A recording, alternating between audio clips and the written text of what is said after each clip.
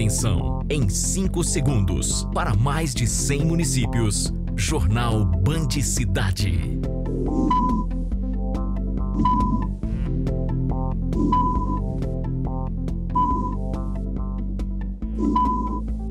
Vem que tem Zema. Tem de tudo com condições e preços únicos. Pessoas são presas acusadas de roubo e explosão de caixas eletrônicos. Além das 6 pessoas apresentadas hoje em Uberlândia, outras 3 foram detidas fora daqui. Loja é arrombada em Uberaba e comerciante tem prejuízo de R$15 mil. Tinha outros motores na loja, eles deram preferência para esse, que era o mais caro, né?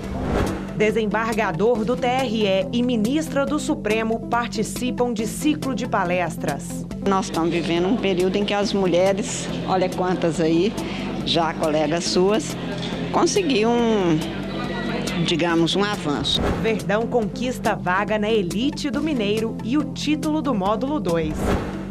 Tudo isso e muito mais agora no Band Cidade, que está no ar. Boa noite. Um comerciante teve prejuízo de quase R$15 mil depois que bandidos entraram na loja dele por meio de um buraco na parede. Foi a segunda vez que o local foi invadido.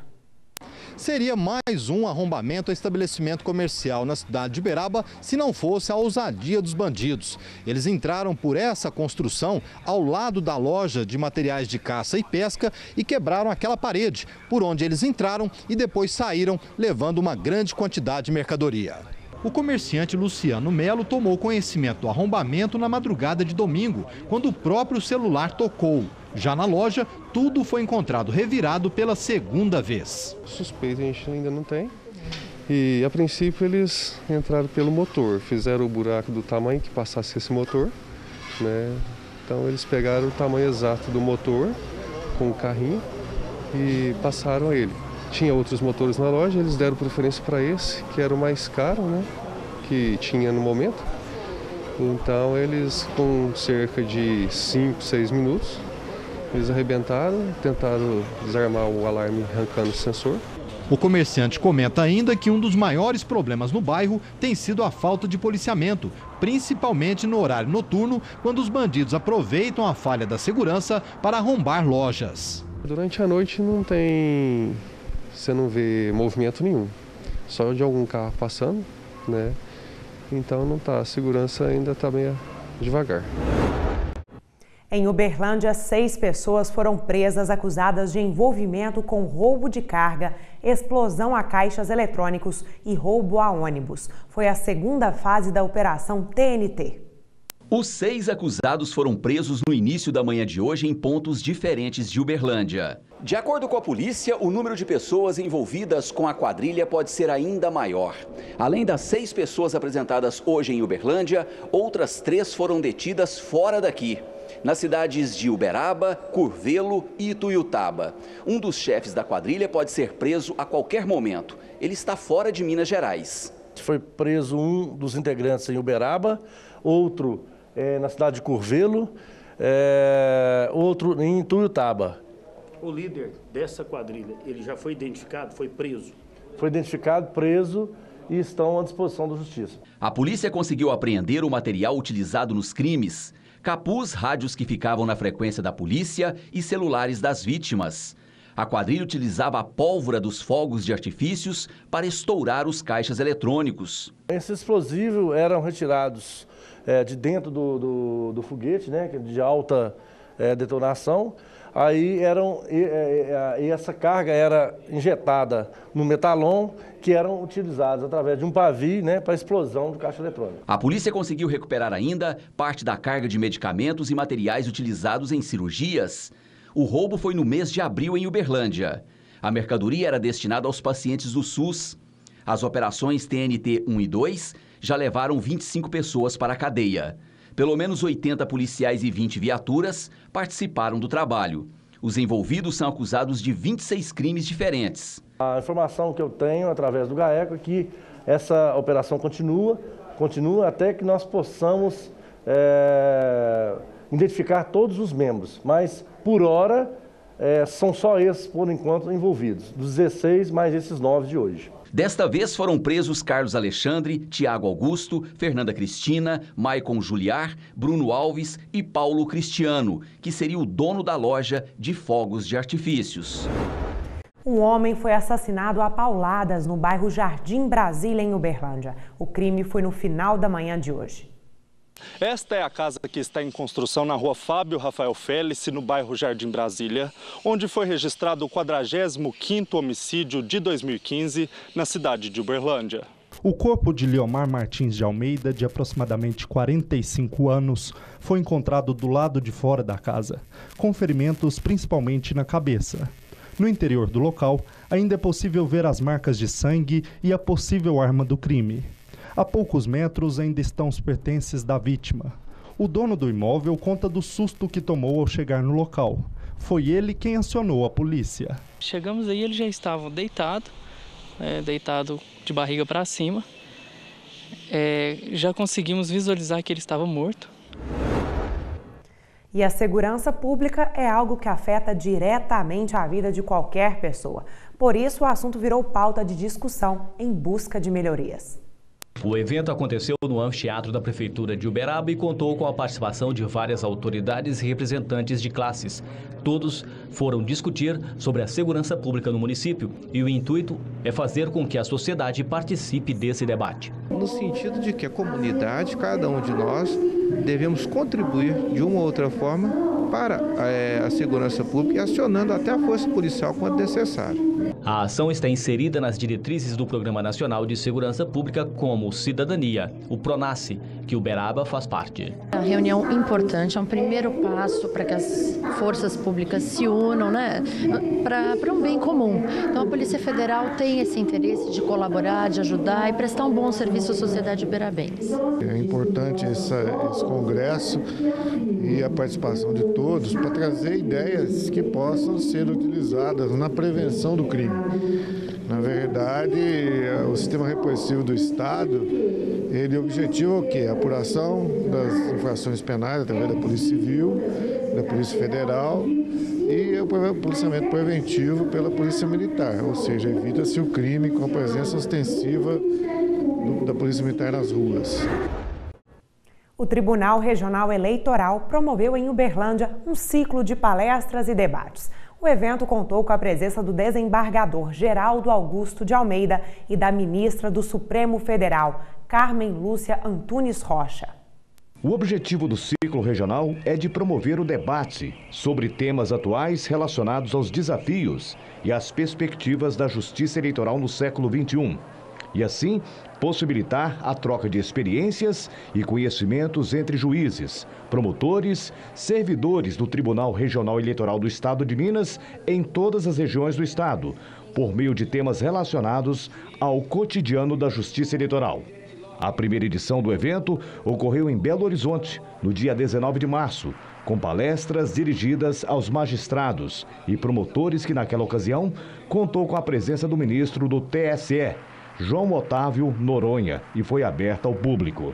Durante a coletiva, a ministra Carmen Lúcia destacou o papel da mulher na política brasileira. Em geral, aumentou muito, ainda há muito por fazer, mas é claro que nós estamos vivendo um período em que as mulheres, olha quantas aí, já colegas suas, conseguiram, digamos, um avanço. Outro ponto abordado foi a corrupção que hoje atinge de forma geral todos os poderes. Olha, eu acho que não é só do judiciário, eu acho que nós vivemos um momento de transformação da sociedade e, portanto, do Estado. A ministra Carmen Lúcia deu sua opinião como cidadã sobre a unificação das eleições no Brasil.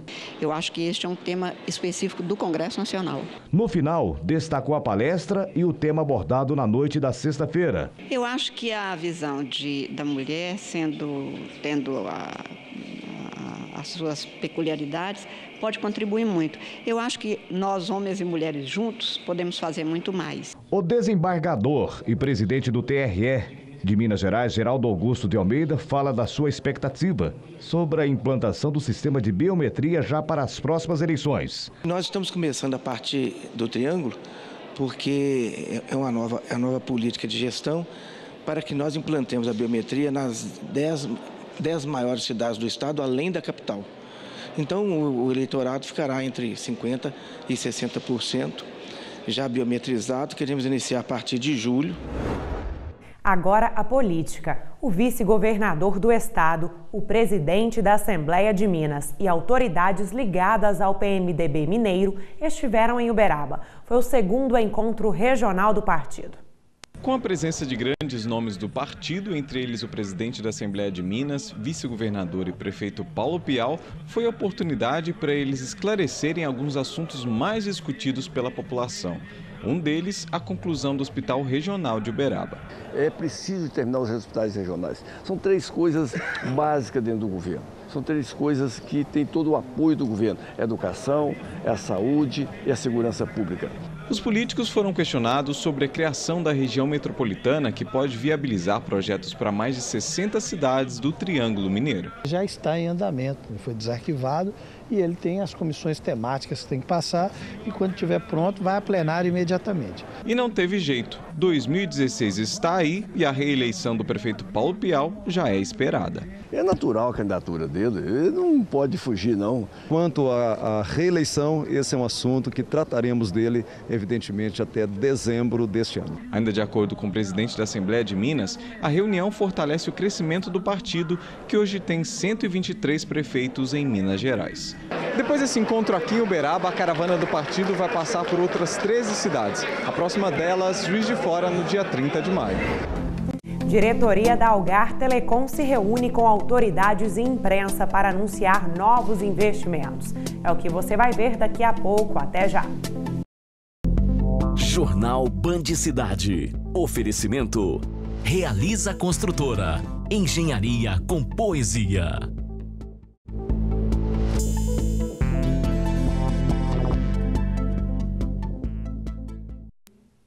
A diretoria da Algar Telecom se reuniu com autoridades e imprensa na manhã de hoje em Uberaba. O objetivo foi divulgar os novos investimentos.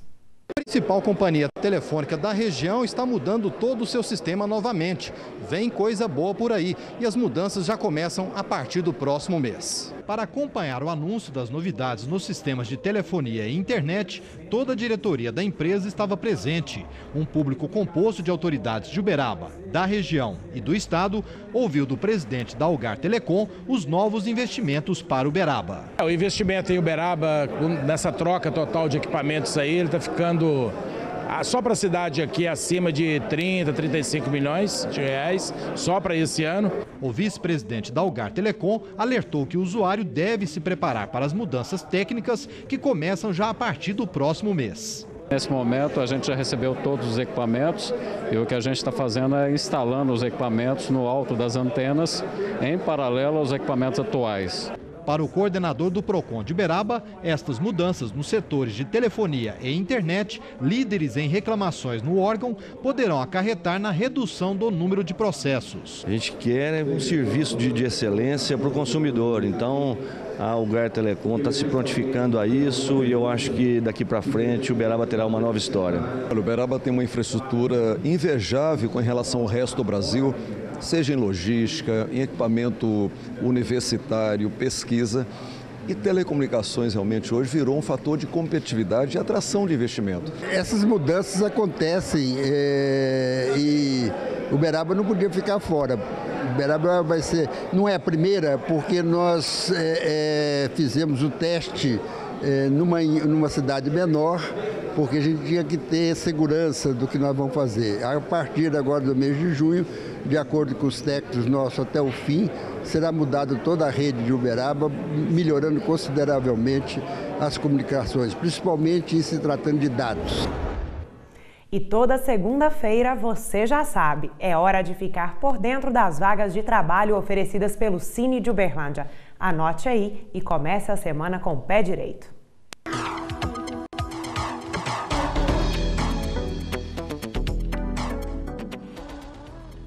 Uma vaga para analista financeiro, salário R$ 1.436. Uma vaga para eletricista automotivo, salário R$ 2.665. Uma vaga para marceneiro, salário R$ 1.800. Uma vaga para auxiliar de produção, salário R$ 950. Uma vaga para professor de matemática, salário a combinar. 5 vagas para ajudante de cozinha, salário R$ 1.020. E 1 vaga para digitador, salário R$ 500. O Cine de Uberlândia fica na Praça Tubal Vilela, área central. Vamos conferir agora a previsão do tempo para esta terça-feira em algumas cidades da região. Os dados são do Instituto Climatempo. Dia de sol em Buritis com algumas nuvens, sem previsão de chuva, máxima prevista 30 graus, mínima 18. Sem chuva também em Romaria, a terça será ensolarada. A temperatura pode chegar a 27 graus, mínima 16. Em Córrego Dantas, sol com algumas nuvens, não chove. Máxima 28, mínima 16 graus. Terça-feira de sol em Prata. A temperatura pode chegar a 31 graus, mínima 20. Não chove na cidade. E em Santa Vitória, o dia será ensolarado. Temperatura máxima 31, mínima 20. Não há previsão de chuva. Profissionais da imprensa foram conhecer as novas instalações do Instituto Federal do Triângulo Mineiro, o IFTM. A nossa equipe acompanhou tudo de perto. O reitor Roberto Gil convidou a imprensa e colaboradores para conhecer as novas instalações do Instituto Federal do Triângulo Mineiro, que fica na Universidade em Uberaba. Em todas as unidades, são mais de 11 mil alunos em 9 campos. Essa área foi projetada para receber esses servidores, principalmente atendendo todo o viés de ser adequadamente, sem agredir o meio ambiente, na horizontal, com janelas mais altas para absorver a claridade, para que não utilizasse tanta luz, um teto verde para absorver o calor. Então, essa área foi planejada. A única coisa que aconteceu, ela foi planejada para 70 servidores. E hoje nós temos mais de 100 servidores. No meio do caminho até tivemos que ampliar um bloco administrativo. Roberto falou ainda sobre a discussão da retirada do prédio que fica ao lado da ABCZ e que impede a expansão da estrutura da exposição, algo que já se arrasta há anos. Aquilo ali é uma negociação bem antiga, tem mais de 10 anos, e eu considero que nesses 2 últimos anos de mandato meu, nós conseguimos passar a bola para o lado da ABCZ. Daqui a pouco no Band Cidade, Uberlândia Esporte está de volta à elite do Campeonato Mineiro. Os detalhes logo depois do intervalo. Jornal Band Cidade. Oferecimento. Realiza Construtora. Engenharia com poesia.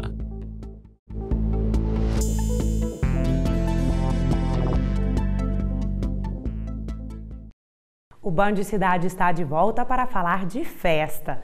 Boa noite, Ronei. Demorou, mas o Uberlândia está de volta à elite do Mineiro. Boa noite, Natália. Boa noite a todos. Até que enfim, né? Depois de 5 anos no módulo 2, o Verdão garantiu vaga na elite do Mineiro, com o título da segundona. A equipe venceu o Ipatinga fora de casa por 2-0. Veja aí os gols. O primeiro gol do Verdão foi aos 27 minutos. Marcelo Regis achou o tempo do passe e conseguiu cabecear por cima do goleiro. Uberlândia 1-0.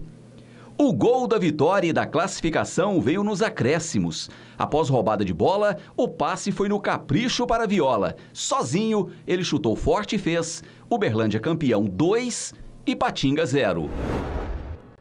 É uma conquista mais do que justa do Uberlândia Esporte, que há muito tempo lutava para voltar à primeira divisão. O time começou mal o campeonato, tanto na primeira quanto na segunda fase, mas a diretoria agiu rápido, sentiu que tinha que mudar, contratou reforços, trocou o técnico na hora que tinha que trocar e deu todas as condições para que os jogadores pudessem fazer o seu papel. Então, realmente, está todo mundo de parabéns, inclusive a torcida, que também cobrou no momento que tinha que cobrar, pressionou bastante, mas na hora que tinha que apoiou, inclusive no jogo de ontem, torcedores viajaram aí quase 800 quilômetros para prestigiar a equipe. Sem dúvida nenhuma, o Uberlândia mereceu essa conquista antecipada, agora é comemorar muito esse título e já pensar no futuro, né? Não adianta nada subir no ano e cair no outro, e a expectativa é que a partir do ano que vem o Uberlândia tenha realmente um grande time.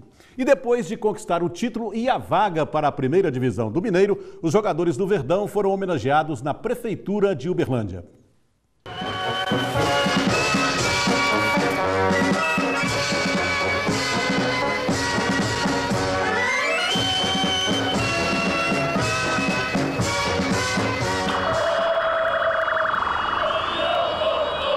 Eles foram recebidos com muitos aplausos na sala de reuniões da prefeitura.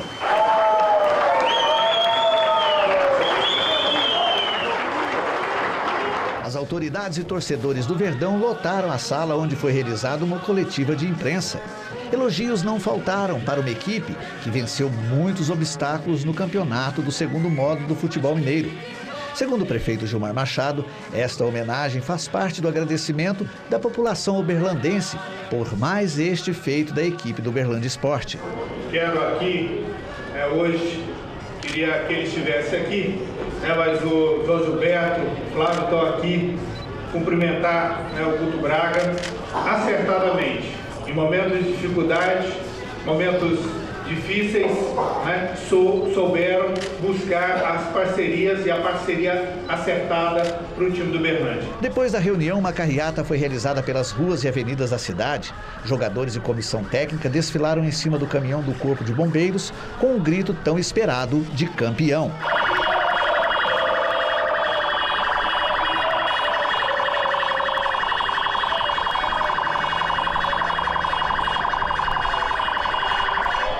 Campeão por antecipação do módulo 2, o Uberlândia Esporte passa a fazer parte da elite do futebol mineiro em 2016. Segundo o presidente do grupo gestor, Márcio Malamute, vencer é fácil, difícil é se manter. E para isso é preciso um bom planejamento.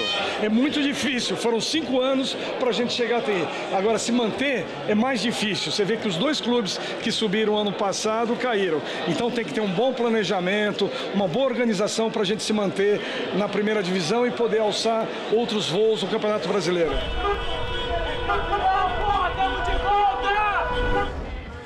E no próximo sábado, o Uberlândia encerra a participação no campeonato com um jogo festivo, contra o América no Parque do Sabiá. E um outro time da região também pode subir, hein? O Araxá vai brigar aí pela última vaga na rodada desse final de semana, viu, Natália? E, Ronei, como estão os grandes de Minas no Brasileirão? Pois é, pelo Campeonato Brasileiro, o Cruzeiro segue sem vencer. A Raposa enfrentou a Ponte Preta em casa e só empatou. Cruzeiro escalado apenas com reservas, devido à disputa contra o River Plate pela quarta-feira, na Copa Libertadores. Descansamos os jogadores para isso. Um primeiro tempo muito fraco, com poucas chances de gol. 2 chegadas de cada lado. Mas para a sorte dos pouco mais de 10 mil torcedores presentes no Mineirão, na segunda etapa o jogo melhorou. Logo aos 5 minutos, Bruno Edgar tentou, mas a bola acabou desviando no meio do caminho. Na sequência, Henrique Dourado quase marcou. A Ponte Preta deu troco, mas Rafael salvou o Cruzeiro por 2 vezes consecutivas. Se com a bola rolando estava difícil, em cobrança de falta, Charles soltou a bomba.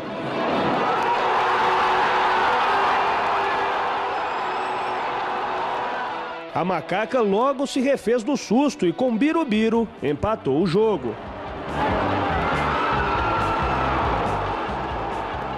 Resultado que agrada mais a Ponte do que ao Cruzeiro. O time de Campinas pontuou fora de casa e está na parte intermediária de cima da tabela. Já a Raposa conseguiu apenas o seu primeiro ponto no Brasileirão.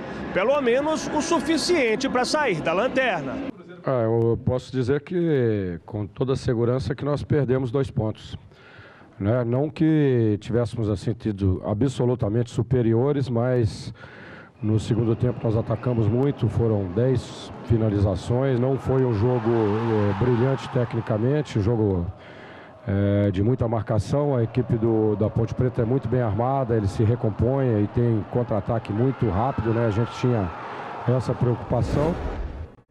É bom lembrar que o Cruzeiro mais uma vez poupou os seus principais jogadores, já que está pensando aí no jogo decisivo da quarta-feira pela Taça Libertadores contra o River Plate. Já o Atlético Mineiro foi outro que não se deu bem na rodada deste final de semana. A equipe foi a Curitiba e perdeu.